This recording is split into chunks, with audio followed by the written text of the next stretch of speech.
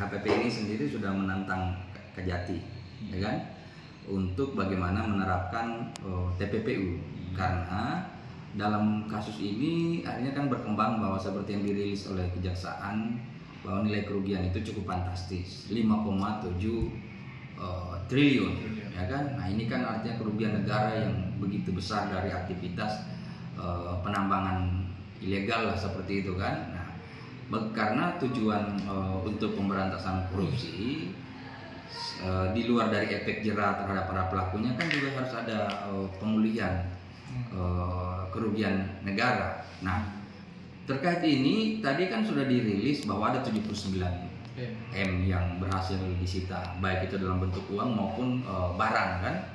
Nah, kita mengharapkan agar Kejati Sultra lebih serius, maksudnya lebih, karena ini kan predikat crime-nya, pidana asalnya kan sudah bisa diungkap, ya, yaitu tindak pidana tadi itu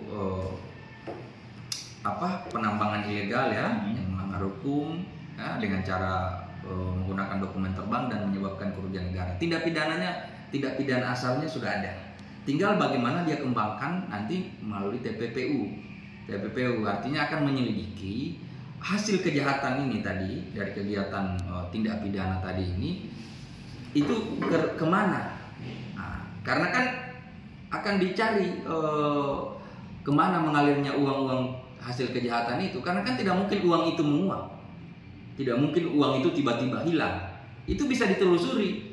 Jadi uang itu apakah misalnya dia berpindah ke pihak lain, atau misalnya dia disamarkan bentuknya misalnya dalam bentuk aset. Nah, itu yang perlu ditelusuri, atau misalnya dia dirubah dalam bentuk pembelian saham, pembelian aset-aset keuangan semuanya. Itu yang perlu ditelusuri, sehingga dengan itu kita harapkan bisa maksimal pengembalian kerugian ini.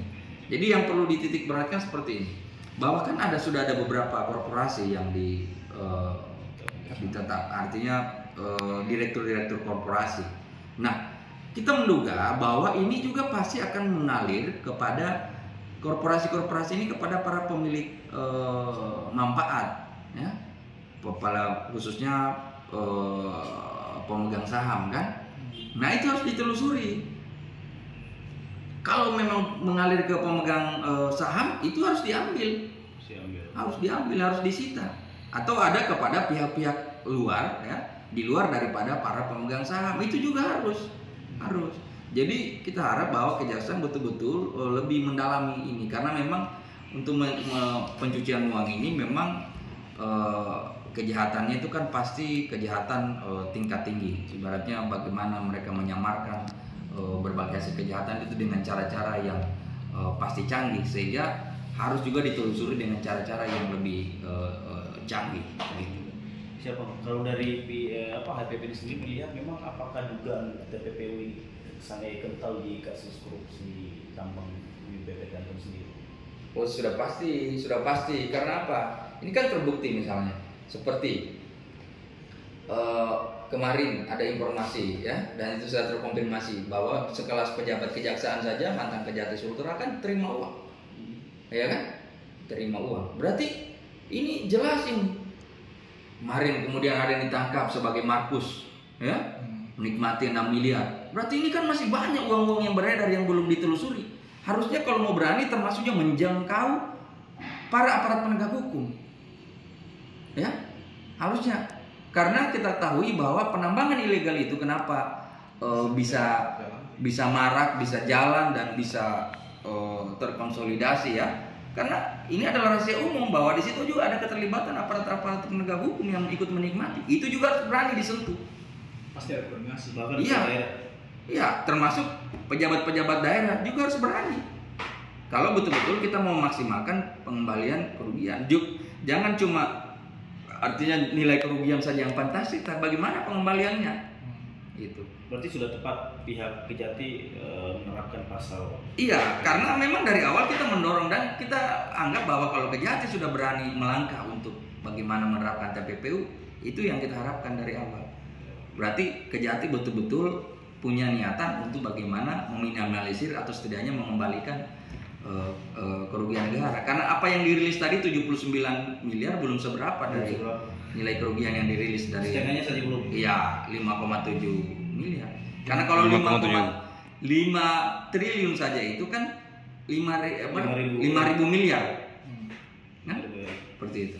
Sebentar tadi baru 79. Jangan terhenti sama direktur saja, tapi harus dicari tahu. Iya, jangan cuma artinya karyawan-karyawan perusahaan tuh yang itu adalah di level bawah kan. Harus ada di situ siapa yang betul-betul pengendali dan pemegang saham misalnya atau pemilik manfaat. Karena itu pasti kita pastikan juga mengalir dananya ke situ. Ya bang, artinya kan dari beberapa perusahaan yang telah dirilis dan ditetapkan sebagai tersangka itu kan direktur utama, artinya selain direktur utama ada beberapa pemegang saham lainnya. Bagaimana sikapnya dari Pak HPP? Ya itu yang harus ditelusuri lebih jauh karena mereka ini kan cuma pelaksana lapangan, iya kan? Nah sekarang pertanyaannya, kan mereka ini sudah ditetapkan tersangka, di mana mengalirnya uang itu? Kan triliunan yang dirilis ini kerugian, masa cuma 79 M yang didapat? Karena uang itu kan tidak mungkin dia menguap seperti air kan, menguap hilang. Tidak, uang itu dia palingan dia cuma berubah bentuk atau berpindah tangan kemana. Iya toh? Kalau misalnya dia dikirim di transfer kan bisa dilacak transaksinya, dia mengirim kemana. Iya toh? Follow the money. Kita ibarat kayak air itu bisa kita telusuri dia mengalir kemana. Kan sekarang serba ini. Misalnya kalau transaksi perbankan kan bisa dicek. Atau kalau dia misalnya memberikan kepada orang lain, kemudian orang lain itu membelikan aset sehingga dia berubah bentuk, kan bisa ditahu itu. Jadi harus lebih dalam lagi. Tergantung keseriusannya kejaksaan. Iya, ini kan cara-cara yang canggih untuk karena namanya tindakan untuk TPPU ini kan namanya menyamarkan atau memindahkan ya hasil kejahatan. Sehingga betul-betul harus ada cara yang canggih ya, cara yang akurat untuk bagaimana menemukan ini modus-modus TPPU. Bang, ini kan baru kalau di PT KKP itu kan baru satu yang ditetapkan tersangka. Ya. Sebagaimana kita ketahui bahwa di PT KKP itu di struktur perusahaannya itu bukannya satu. Ya. Ada yang namanya komisaris dan pemilik saham. Ya. Nah, apakah mereka juga termasuk yang harus diperiksa oleh pihak kejati? Oh, jadi kalau sudah TPPU, kalau serius kejaksaan pasti itu akan harus memeriksa. Khususnya kalau di perusahaan misalnya siapa pemegang sahamnya. Iya kan? Dan itu bukan hanya di PT KKP saja bang? Bukan, khususnya di direksi. Di semua perusahaan yang terlibat. Perusahaan yang sudah yang sudah terbukti, artinya direktur-direkturnya sudah ditetapkan sebagai tersangka kan. Nah itu kan pasti harus mereka memeriksa lagi hasil kerjanya mereka ini, uang-uang yang mereka terima kan. Misalnya dari perusahaan yang menambah di situ lawu misalnya toh, kemudian yang menjual dokumen, di mana uang itu hasil kejahatan itu. Ya sudah pasti kalau dalam perusahaan mekanismenya kan pasti yang harus ikut menikmati adalah para pemegang saham. Karena sesungguhnya mereka lah itu pemegang kuasa. Direktur itu kan diangkat daripada pemegang saham.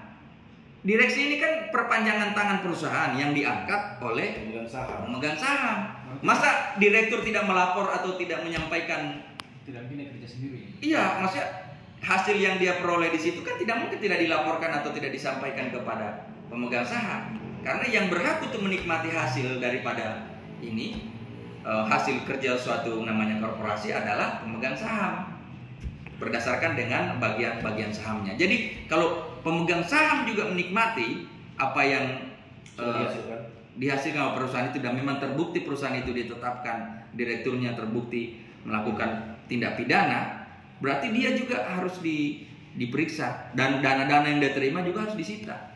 Karena itu sudah jelas, sudah ada tindak pidana asalnya ini yang sudah ditetapkan tersangka ini. Begitu. Berarti yang pemilik saham ini memang lebih condong ke TPPU-nya kalau untuk diperiksa gitu. Iya, harus karena mereka ikut menikmati nanti. Menerima transferan atau menerima pemberian ya. Nah, setelah mereka terima kemudian mereka misalnya rubah menjadi aset, membelikan aset atau menyamarkan ini, ya itu juga bisa dikejar sampai di situ. Berarti simpelnya itu bang, dari kasus ini kejati harus memiskinkan ya para tersangka ini dan pemegang-pemegang. Oh iya, artinya paradigma penegakan korupsi kita ini itu tadi bahwa yang paling utama bahwa bagaimana bisa hasil kejahatan itu bisa dirampas dan kembalikan untuk negara. Kalau kita cuma mau mengejar bahwa pemidanaannya mereka, ya kan? Kalau orang dipidana cuma berapa tahun dan setelah itu mereka masih menikmati uang hasil kejahatan yang fantastis itu untuk apa? Tidak ada efek jerah. Tidak ada efek jerah dan tidak ada recovery kepada negara. Jadi yang ini bukan cuma bilang kita tujuan utama kita mau menjarakan orang, maksudnya mentersangkakan orang sampai dipidana. Kalau misalnya mereka tersangka dan terpidana, tapi justru asetnya dan uang hasil kejahatan itu mereka masih nikmati, untuk apa? Tidak ada efek jerah. Ya, nah, bukan punya. Mereka hampir tidak merasakan apa-apa, walaupun di penjara, tapi kalau dananya masih banyak, Sebenarnya ya tinggal mereka disulap tempatnya. iya, itu.